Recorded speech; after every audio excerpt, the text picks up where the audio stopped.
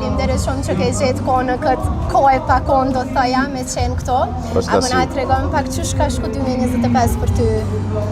Një vit me shumë lodhje, sepse në aspektin politik kemi pas një 4 sfida që askush nuk e ka prit.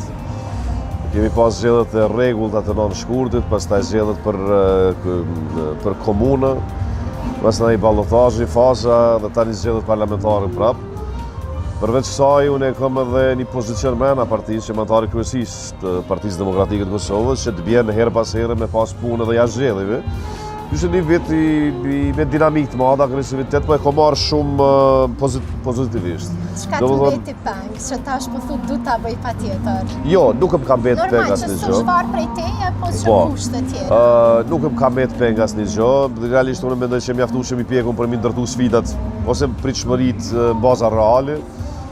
Mos me unëzit prej një dëshirët momentit, thjesht jo në gjana që planifikohen herët, e planifikohen si rezultatin pozitiv, po dhe si rezultatin negativ me që se është garë dhe kur nuk i dihet. Që nuk t'vjen diçka në befasil që se ke përgatit psikologikisht vetën për çdo lloj rezultatit mundshëm. Normalisht, njeriu secilin herë ka diçka që don më shumë. Edhe nëse pyet dikush, a ka qenë vit i suksesshëm? Po, ka qenë vit i mirë, vit i suksesshëm, dinamik, me shumë sfida. Por në fund ditës mendoj që gjithë kjo masë e bën edhe e bën jetën më simpatike, më të bukur dhe shumë më pak depresive. Prandaj konsideroj një vit bukur, a ka mujt më mirë, normalisht që kemi mujt më mirë. Normalisht që ka mujt me shku ngjarjet më mirë, por tani koha nuk e kthejmë mbrapa dhe duhet mu përgatit ta shetu diçka. Kohën mbrapa nësë po e kthejmë sonte, se jemi në edicionin festiv. S'po kujtojmë ndoshta vitet e muzikës, është bu klishe me të pyet për këtë pjesë. Por, apo ki kohë me të qëndru enit pranë, ndërsa kur e dim që karriera asaj ndërsa në kulmen, po e shojnë rrjetet sociale, ndërkohë fëmija. Unë, sa i përket interpretimeve i kom ndërprej, do më thënë atë kuptimin që me dalë koncerteve, me bo këngë të reja, edhe pse e kom një mas të madhe të këngë të trashëgume që kënë palu në studio me vitet të anë. Po, ka shumë që kërkojnë, edhe është që njerëz nuk kanë heqë do rende, për shembull dhe shoh në këto platformat sociale si YouTube apo Spotify, që vetëm Spotify mi marr rreth 9 edhe Gens për Lvugë dalin për 120-30.000, 140.000 njerëz në baza mujore që dëgjojnë këtë kallëzim, që ata s'kanë një dorë për këtë. Por megjithatë gjithçka shkon me moshë, njeri ndron profil, unë jam fokusuar në shkencë, me qenë se kam edhe doktoraturën në Zagreb, pastaj në parti politike ku jam 23 vite antar, tash për shkak që rritet njeriu në moshë, rritet njeriu në kuptimin intelektual, profesional, atëherë edhe detyrat vinë më me peshë. Por në fund ditës mendoj që gjej kohë normalisht, sepse unë thash interpretimin e kam dalë mirë, po punën, studio, kreativitetin, për shkak që ulëm ndonjëherë piano, kapi shkruaj këngë ose diçka, kjo është shpirtërore që nuk e praktikoj asnjëherë, se është punë që e kam bërë gjithmonë në prapavi. Po në fund ditës e kam për detyrë edhe me i qëndru pranë bashkëpunëtorëve.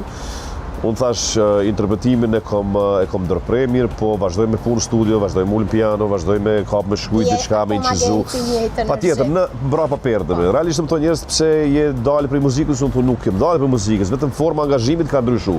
Përpara më dalë vetë, para mikrofonit, para masës, tash jam të rjek pas 20 kusur vjetë njeri lodhët, gjithçka shkon edhe me moshën. Por nga ana tjetër, unë nuk e kom praktis muzikën, sepse fund ditës është diçka shpirtërore që kom jetu me të dhe të merr malli, por atë mall tash e manifeston dikun tjetër, manifeston duke prodhu për njerëz tjerë. Edhe në një formë të humorit njerëz më thonë për shembull, po i mungon skenës, tom joj, nuk po i mungoj unë skenës, unë jam në skenë, vetëm tash flas përmes dikujt tjetër.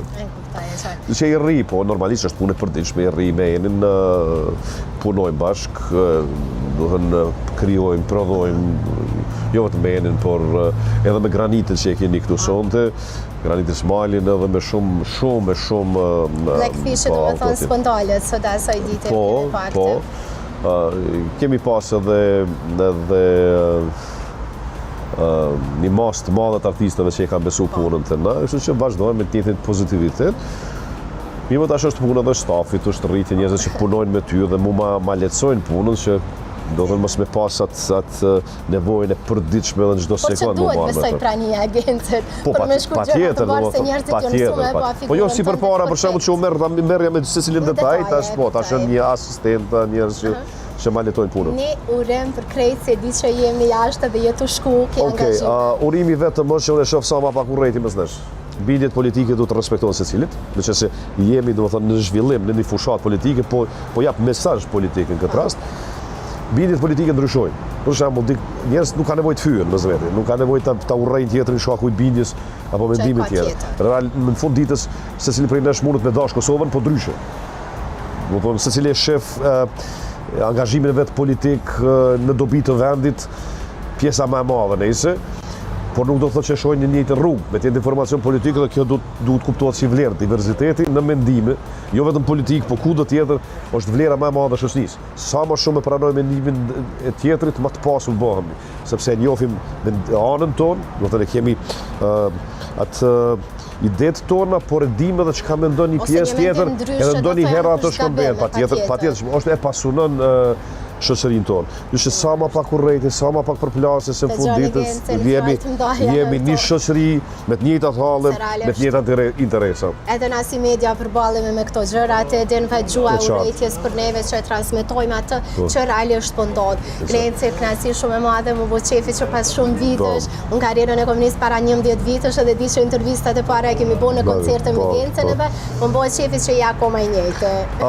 Kënaqësia është e imja me qenë pjesë e emisioneve të tilla, sidomos me dikon që jemi njoftë edhe në fazë të më hershme. Realisht unë kam qenë gjithmonë korrekt me mediat, por ka pas raste kur më tërheq se thosha nuk ka ndonjë zhvillim të ri dhe s'po duam të përsërit veten. Mirë, po tani janë do zhvillime të reja të cilat tjerë del para mediave dhe i shpalos. Faleminderit shumë. Faleminderit ju.